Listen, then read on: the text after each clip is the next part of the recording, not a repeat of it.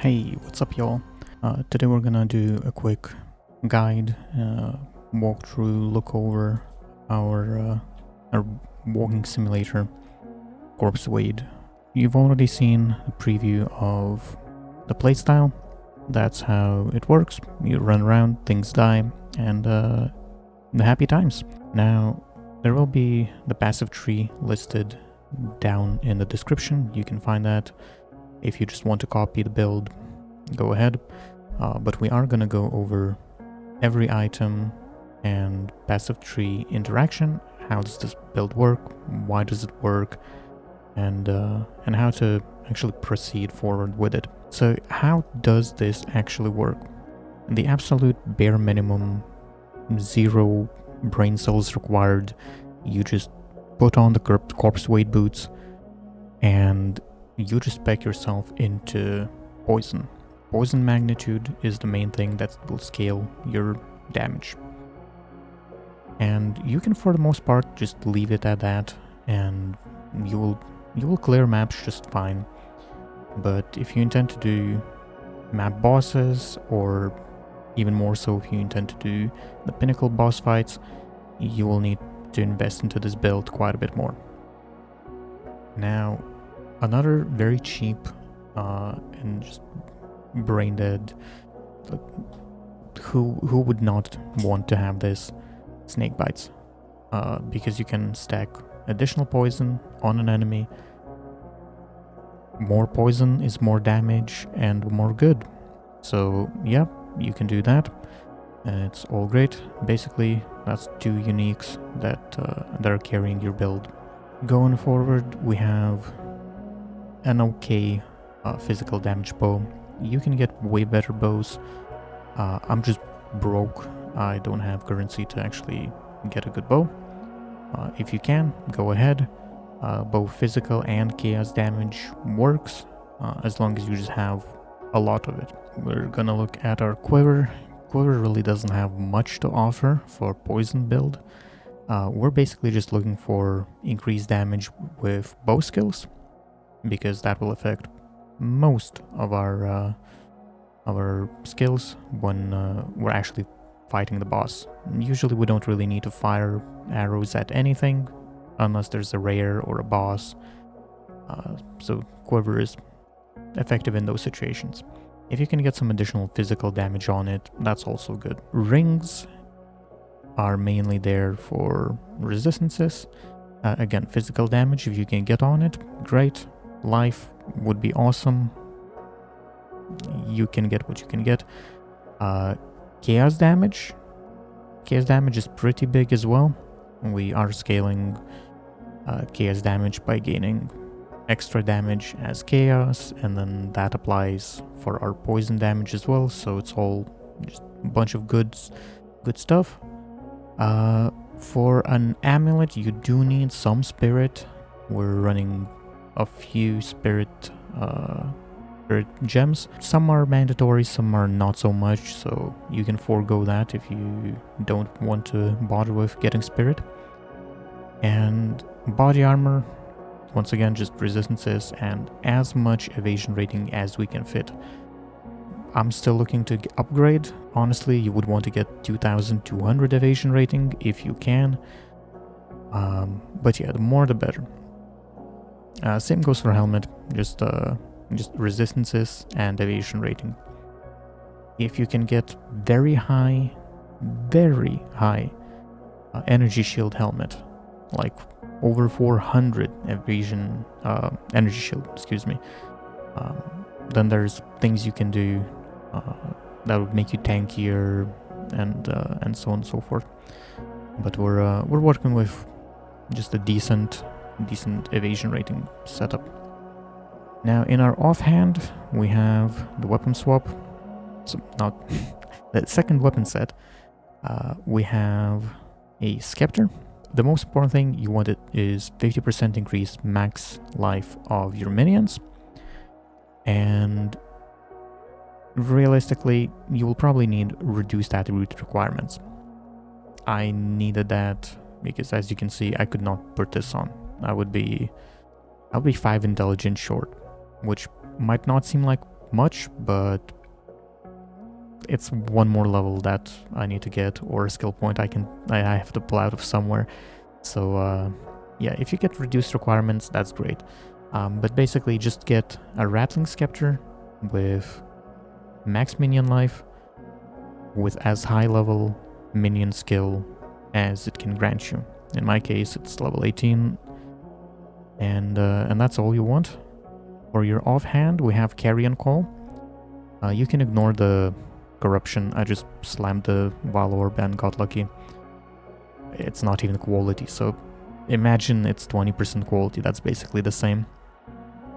But you want 30% increased minion life on it as well, because realistically that's the only other thing I could find that works together with a Scepter and grants minion life.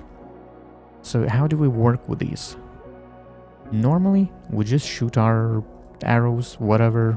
Realistically, we just shoot once, we kill something, and then corpsewades will handle the rest. But for boss fights or tougher situations, I have my Despair Curse. When I cast it, we automatically switch to our offhand, which summons the minions because they're granted by our Scepter.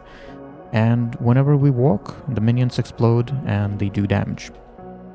Now we're stacking all the minion life with both the Scepter and the Carrion Call, because Decompose does damage based on the corpse's maximum life. And in our case, our minions count as a corpse because we're running Sacrifice.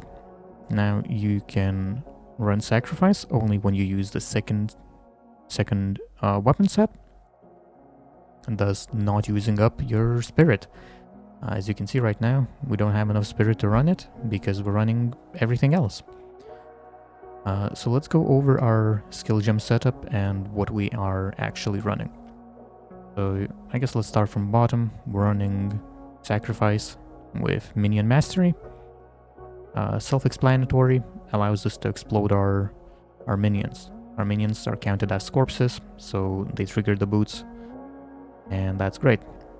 Now I have Gas Arrow with Corrosion and Demolisher to break the armor, as well as Comorbidity, just because that's where it fit in for now. Comorbidity can go in other sockets. Realistically, these are probably not the optimal support gems. And obviously I don't even have four support gems on any of my skill gems, so there's also that. It's still very much budget. Next we have Wind Dancer, because we're stacking Evasion, obviously, with Blind and Maim. So if you do get hit, everything that the Gale Force, the wind knockback thing, whenever you get hit, it will blind all the enemies around you and will maim them, which is basically automated debuffs. I have Withering Presence, not the most effective thing on here. We could get essentially Withering Presence on our passive tree and get rid of this. May or may not do that.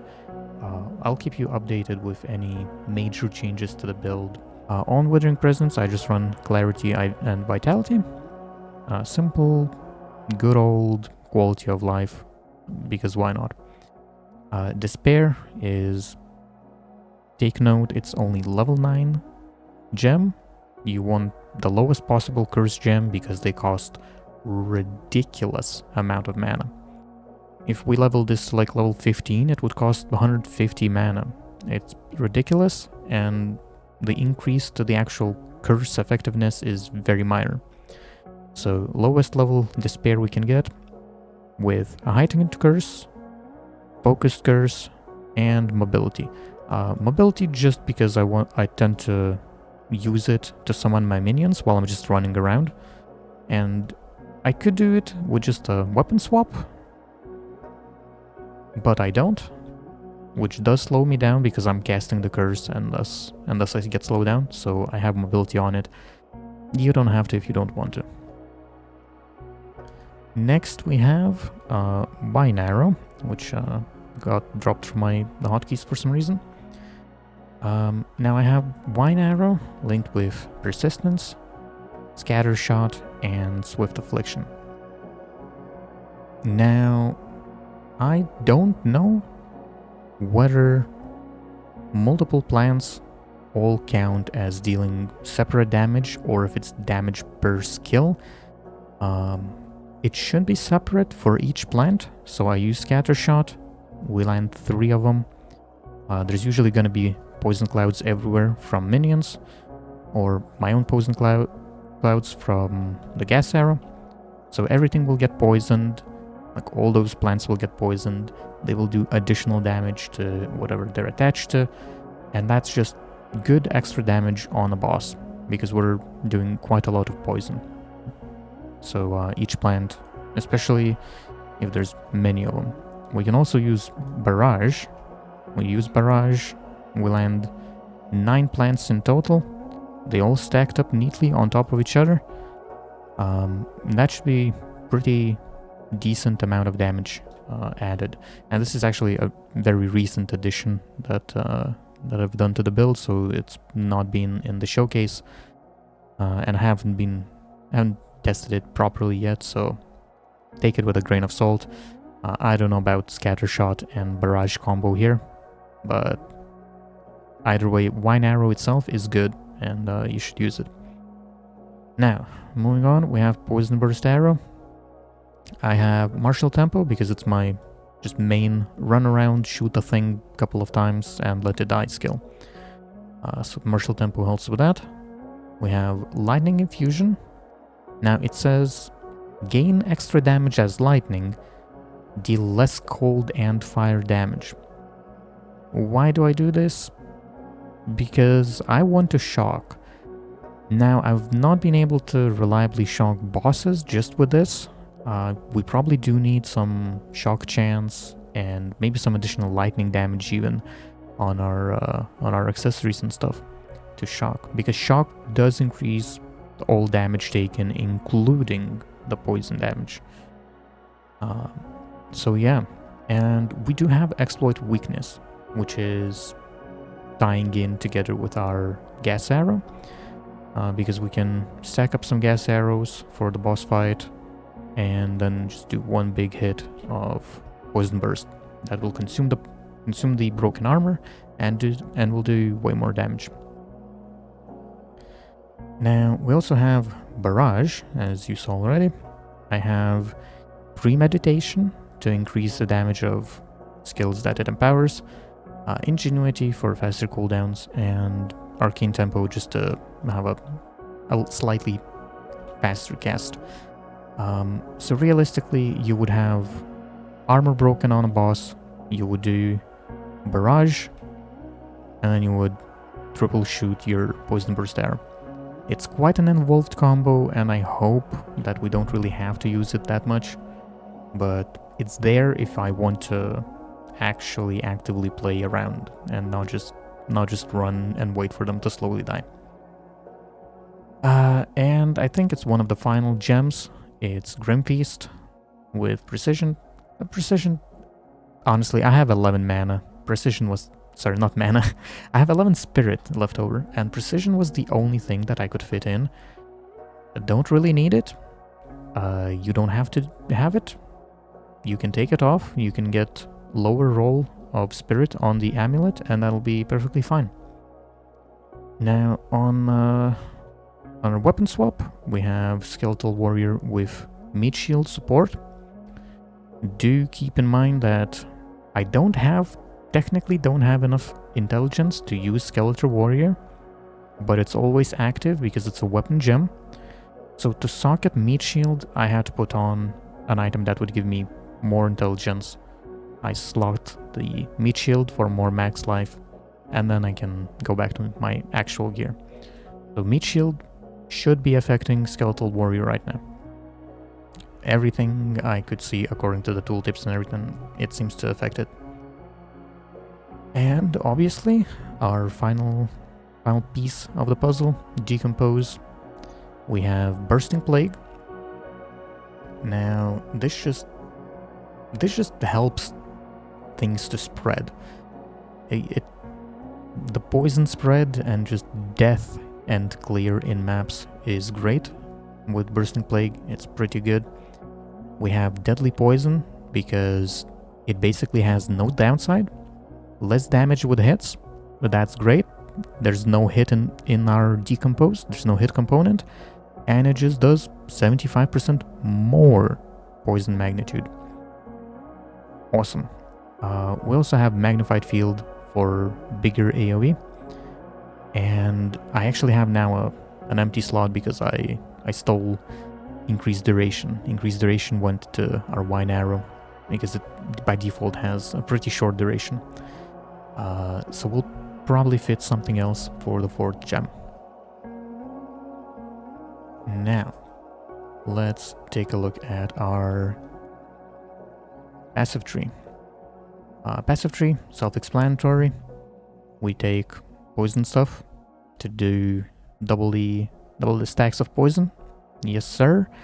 And I took passive skill points because more passive skill points is always more good. We're pathing. Now, we're pathing places. We're going to many various places. We're getting every poison and damage equipment node that we can get. That's basically the gist of it. Now, I do have Controlled Metamorphosis, which allows me to take this Maiming Strike right here, this Falcon Technique, and Bestial Skin, all unconnected, and that's pretty helpful, but you can avoid using it just fine. Just don't take Maiming Strike. Maybe don't take the Falcon Technique at all if you don't have it either, because I found pretty decent uses for our skill points elsewhere. Originally this was just linked normally, but now it's not, and probably not worth it if you don't have Controlled Metamorphosis. I'm also considering getting slightly smaller, medium large ring Metamorphosis. That should have better coverage right here. We'll probably take off the poison duration while keeping the stacking toxins on. And I don't know, maybe we'll also take off the 2 poison magnitudes, maybe not, depends on whether we can find better uses for our skill points. What other major things do we have here? We path all the way down here for more ailment magnitude. There's poison, like I said, we take every poison node we can get. We climb all the way here for some more evasion energy shield, more chaos damage, and we gain damage as extra chaos, which is very good. Increases our poison from all of our bow skills once again. We take some damage from mana. Damage is taken from mana instead of life, because Mind Over Matter is far, and we don't really have that much mana, so just slightly reduced damage taken is pretty good. Now we get all the way over here, and we start using our weapon set skill points. So for second weapon set, that being our Scepter, we have minion life over here, and for our bow we switch back into taking Madness in the Bones, gaining physical damage as extra chaos. So yeah, physical bow just becomes even better. And final big thing on the passive tree is acrobatics. Now, until you get a lot of evasion, until you get an equivalent or better body armor, I don't recommend acrobatics. But when you do, yes. When you have enough evasion rating, acrobatics is amazing, and you really do need it. It's the best defensive layer, best defensive choice I've made in a while on this build. What else do we need to know about the build? We have a lot. There's 1, 2, 3, 4, 5, 6, 7, 8 jewel sockets that we have. And they're very powerful and very useful if you get good stuff. There's two things that are basically mandatory, and those are increased evasion rating and magnitude of poison. You need to get them both. If you can also get poison duration on them, it makes your build, it just makes your life so much easier. You don't have to keep restacking poisons as often. You literally just get increased damage out of it. So yeah, but you do need, I already forgot to count, 6, 7, whatever, decent jewels, all with poison magnitude and evasion rating. Because even now, I only have 10,000 evasion rating, because acrobatics really does eat up quite a lot of it. So yeah, you need all of that, and yeah, and honestly, you could get the 4th Ascendancy, but pinnacle boss fights are pretty hard.